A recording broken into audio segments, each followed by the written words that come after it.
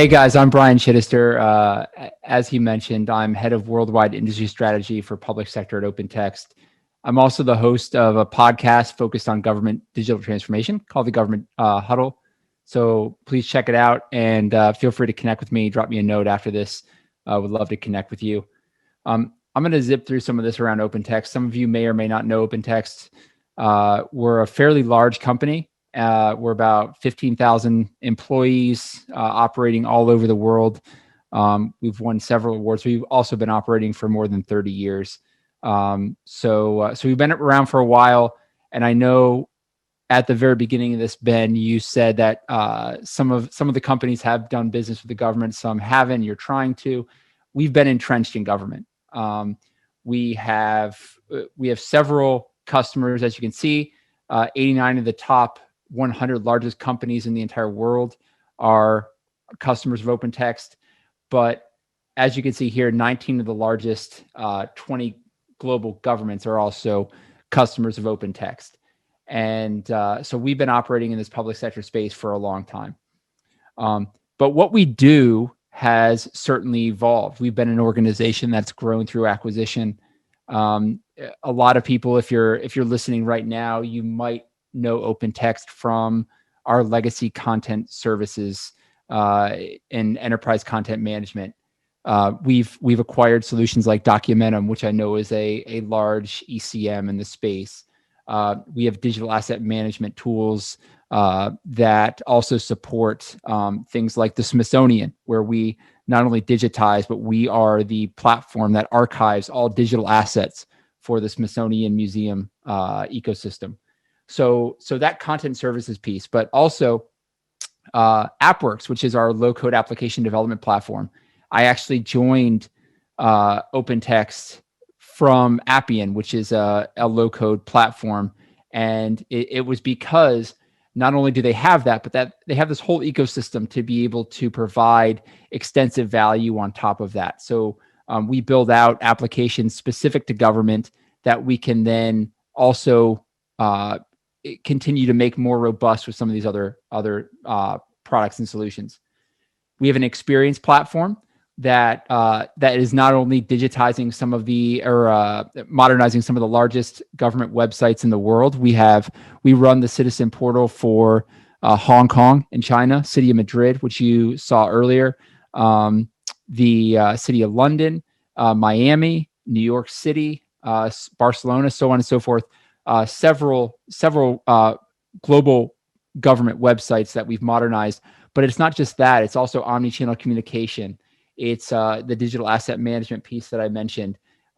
It's an entire experience suite that rivals some of the largest companies that provide these type of services in the world. But that's just a piece of what we do. Security is another one.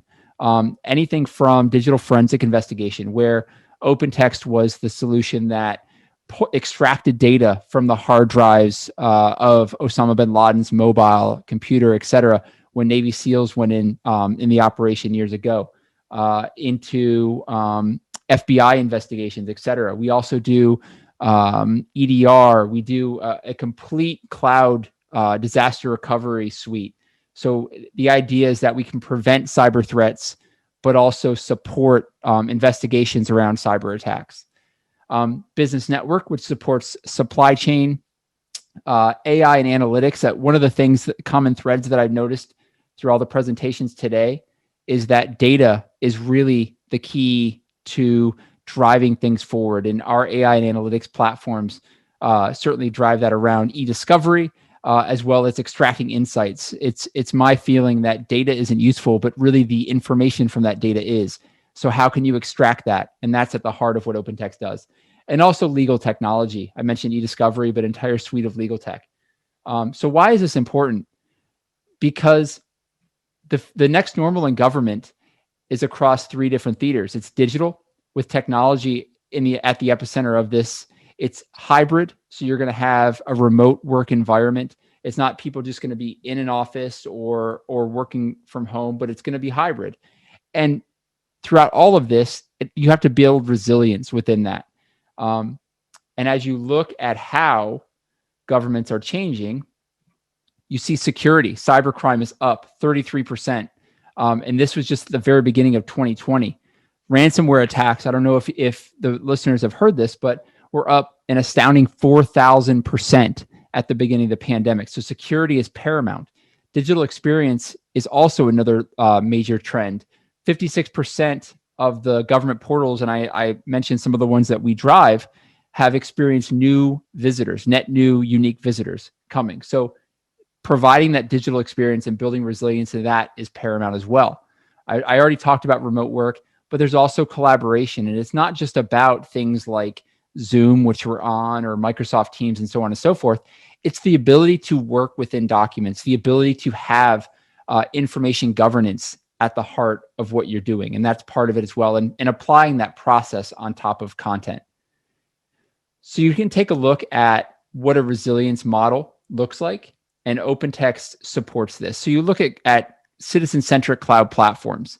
So the ability to scale at the size of government, but also provide the flexibility needed for government. The ability to work not only within within departments, but also across different agencies within government is key. The ability to provide process without being in person is something that is absolutely going to be at the heart of what the next normal looks like. And centralized citizen communication. How can I reach my citizens or reach my stakeholders in ways that they're looking to be reached, whether it's whether mobile or email, or even if it's a letter in the mail? How do I do all of that? And then provide reporting and analytics on the back end. How do I know what my performance is? Am I doing the right things? All of that is going to be key to what that digital maturity model looks like. And you can see here, as I mentioned, information is at the center of it. We're looking to work to build more resilient organizations, create more compelling citizen experiences, frictionless services. All of that is around identity access management. I didn't even talk about the IAM suite that OpenText has, which is not only working within public sector, but private sector as well. OpenText is the platform that runs OnStar for General Motors. If you have a General Motors vehicle and you leverage OnStar, that's OpenText identity access management providing those seamless services.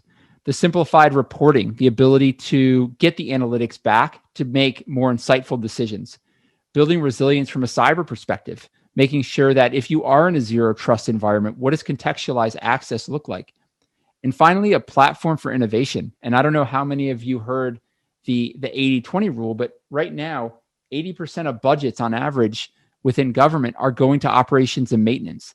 And how do we change that so we can be more innovative and drive strategic value on behalf of the organization to achieve mission success? That's all of what we're doing right now with governments and trying to drive that forward. We have a large portfolio, and being able to work with one vendor to drive this forward is certainly something governments are looking to do.